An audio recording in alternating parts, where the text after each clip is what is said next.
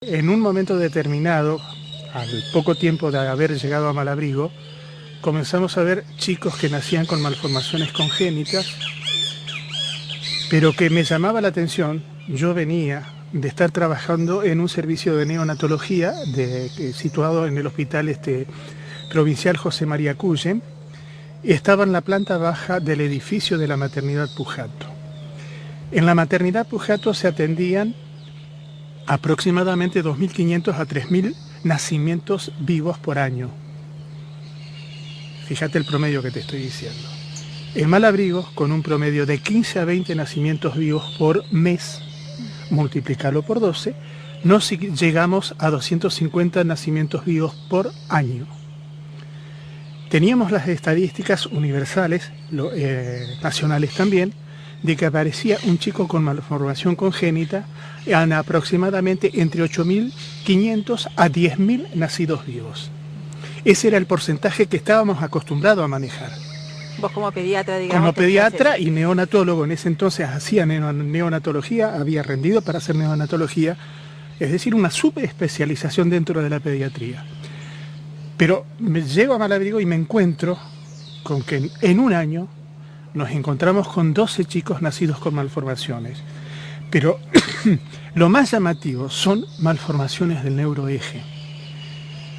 En ningún momento, y estoy hablando del año 1995, yo no traspolé en la charla del 2 de marzo de este año que esto estaba ocurriendo en este momento. Refería lo que había pasado.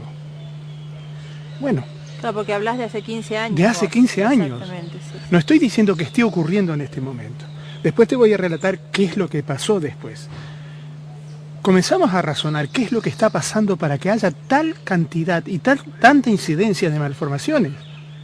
Algo hay en el ambiente que está compitiendo fundamentalmente con una sustancia que es la que protege en la embriogénesis del sistema nervioso, desde el cerebro hasta la médula espinal y las terminaciones nerviosas, que es el ácido fólico.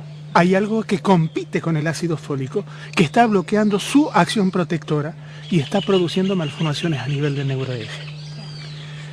Malformaciones como anencefalia, es decir, falta de desarrollo del cerebro, de la masa encefálica, y malformaciones a nivel de la espina, de la columna vertebral, con falta de cerramiento, sobre todo a nivel de las últimas vértebras de la columna, que es lo que se llama hernia de las meninges de la médula espinal, o comúnmente llamado mielomeningocele.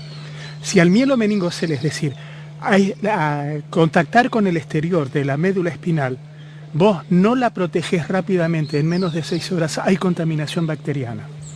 ¿Qué es lo que pasa? En los recién nacidos, la contaminación no es por gérmenes gram positivos como es el estreptococo o el estafilococo, sino con gérmenes gram negativos, que son mucho más dañinos en el primer mes de vida que el resto de las bacterias.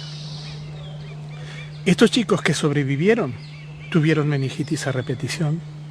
Hubo que implantar ya válvulas drenadoras porque generalmente terminaban con hidrocefalia. Tuvimos casos de hidrocefalia como malformación congénita también, que es algo, vos decís. ¿La hidrocefalia qué sería para...? Es la falta de circulación y reciclado del líquido cefalorraquídeo, que es el líquido que va a cubrir y lubricar todo lo que son las meninges, las coberturas del cerebro, y que va a lubricar el interior del cerebro a través de los ventrículos, tanto laterales como central, y por el conducto ependimario, que es el que comunica el cuarto ventrículo con el resto de la columna. Sale al exterior y vuelve a circular. Cuando hay un bloqueo de la circulación, comienza a aumentar la presión dentro del cráneo y comienza a agrandarse la cabeza. Son los chicos cabezones, con cabezas inmensas, a los cuales hay que drenar ese líquido o mandarlo ya sea al mismo sistema vertebral o directamente drenarlo a la cavidad abdominal, para que se reabsorba y no se pierdan las proteínas que hay en el líquido y los nutrientes que puede tener. Todo esto ocurría. Comenzamos a investigar, hicimos notas, las elevamos a la intendencia de la ciudad, las elevamos al honorable Consejo Deliberante, nos dirigimos también a los asesores técnicos de la cooperativa agropecuaria de Colonia, de Malabrigo, Y todos nos decían, todos los productos que estamos utilizando están autorizados por el SENASA, y ahí quedaba la cosa. Hasta que, no sé si presionamos o qué, pero el Consejo Deliberante sancionó ordenanzas que prohibían, porque hasta ese entonces los vehículos fumigadores autopropulsados circulaban libremente por las calles inmediatamente después de haber terminado de fumigar en los campos cercanos. Es más, los fumigadores estacionaban frente a sus propios domicilios con los vehículos chorreando. Cosa de locos. Y coincidían la aparición de las malformaciones 7 o 8 meses después de ocurrida la campaña de la soja. Vos comenzás a hacer relaciones causa-efecto. No tenés la certeza científica de qué es esto lo que está provocándolo. Te estoy hablando hace 12 años atrás. No con los conocimientos que tenemos en este momento en la actualidad. No sabíamos a qué atribuirlo. Es más, si los técnicos agronómicos, los ingenieros agrónomos nos decían que lo que más se utilizaba en la región, que era el herbicida glifosato, era inocuo, que no era tóxico, repentían lo que Monsanto les había dicho. Y que muchos ingenieros agrónomos hasta en la actualidad siguen sosteniendo. Como decir que la soja es buena, digamos. Exacto. O que reemplaza la carne. Hay otra claro.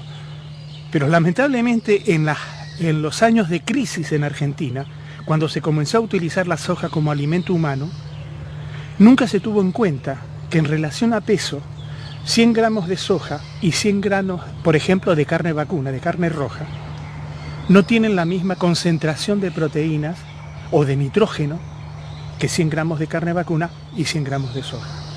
La soja tiene 3 veces más cantidad de nitrógeno que la carne vacuna. ¿Y eso qué produce? Y eso es lo que produce. No sabíamos utilizar la soja sola.